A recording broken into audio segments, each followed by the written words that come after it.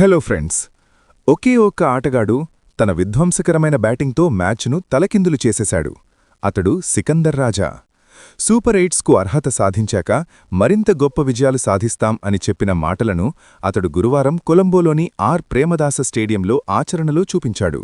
అయితే ఆ మాటలు కేవలం మాటలే కావు. అతడి క్యామియో 26 బంతుల్లో 45 రన్స్, 4 సిక్సర్లు, 2 ఫోర్లతో జింబాబ్వే శ్రీలంకను 6 వికెట్ల తేడాతో ఓడించింది. ఇది శ్రీలంకకు గ్రూప్ స్టేజ్లో దాదాపు అజేయంగా సాగుతున్న ప్రయాణానికి ఒక గట్టి దెబ్బ తగిలినట్టు అయింది. రెండు జట్లు ఇప్పటికే సూపర్ ఎయిట్స్కు అర్హత సాధించినా ఈ మ్యాచ్ రెండిటికీ చాలా ముఖ్యమైనది.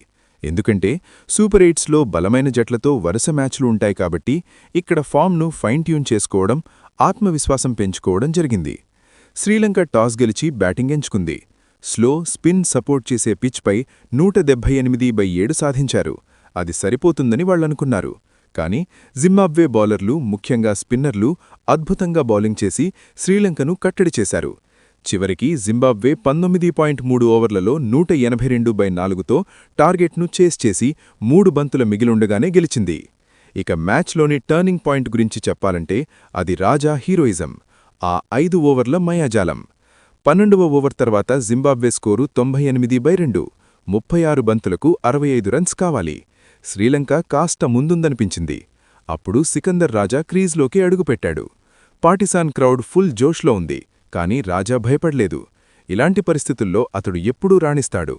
అందువల్ల దుషాన్ హేమంత లెగ్ సైడ్కు ఒక సులభమైన బాల్ వేశాడు. రాజా దాన్ని డీప్ మిడ్ వికెట్ పైకి భారీ సిక్స్గా మార్చాడు. అదే ఓవర్లో ఆఫ్ స్టంప్ బయట full ball, straight down the ground మరో సిక్సర్. ఓవర్ ముగింపులో కవర్ పాయింట్ ద్వారా 4. ఒక్క ఓవర్లో 20 రన్స్. అందువల్ల ఈక్వేషన్ పూర్తిగా మారిపోయింది. మహేష్ తీక్షణ 30 బంతుల్లో 45 రన్స్ డిఫెండ్ చేయడానికి వచ్చాడు. రాజా దాన్ని 24 బంతుల్లో 33కు తగ్గించాడు. లాంగ్ ఆన్ పైకి 6, బ్యాక్వర్డ్ పాయింట్ దాటి 4. సాయంత్రం ఆకాశం రంగు మారుతుండగా మ్యాచ్ రంగు కూడా జింబాబ్వే వైపు మళ్ళింది. అయితే దిల్షాన్ మధుశంక వచ్చాక రాజా మళ్లీ 6 కొట్టాడు. బ్రయాన్ బెన్నెట్ 48 బంతుల్లో 63 నాటౌట్, ఆ ఓవర్లో 4 జోడించాడు. మొత్తం 14 రన్స్. ఇక్కడ బెన్నెట్ టోర్నమెంట్లో బ్యాక్ టు బ్యాక్ హాఫ్ సెంచరీలు చేసిన మొదటి జింబాబ్వే క్రికెటర్ అయ్యాడు. 18వ ఓవర్లో దునిత్రీల్లాలగే అద్భుతంగా బౌలింగ్ చేశాడు. 6 సింగిల్స్ మాత్రమే. 19వ ఓవర్ మొదట్లో హేమంత రాజాను ఎక్స్ట్రా కవర్ వద్ద క్యాచ్ చేయించాడు. సెనక అద్భుత క్యాచ్. శ్రీలంక తిరిగి బ్యాక్కు వచ్చింది. అదే ఓవర్లో సెనక మరో అద్భుత క్యాచ్. మిడాన్ నుంచి 25 మీటర్లు పరిగెత్తి వెల్లాలగేతో దాదాపు కొట్టుకుంటూ డైవ్ చేసి తషింగా ముసికివాను ఆర్చ్ చేశాడు. చివరి ఓవర్కు వచ్చేసరికి 6 బంతులకు 8 రన్స్. శ్రీలంక ఆశలు పెంచుకుంది. కానీ టోనీ మున్యోంగా తీక్షణను స్లాగ్ స్వీప్తో 6 కొట్టాడు. బెన్నెట్ కవర్ల ద్వారా విన్నింగ్ 4 కొట్టి మ్యాచ్ ముగించాడు. అందువల్ల జింబాబ్వే గ్రూప్ స్టేజ్ను అజేయంగా పూర్తి చేసింది. ఇక శ్రీలంక ఇన్నింగ్స్ గురించి చూస్తే పవర్ ప్లేలో ఆధిపత్యం చూపించాడు. కానీ మధ్యలో కుంగిపోయారు. పాథుమ్ నిసంక తన ఫామ్ కొనసాగించాడు. పవర్ ప్లేలో 61 రన్స్లో 34 అతడే.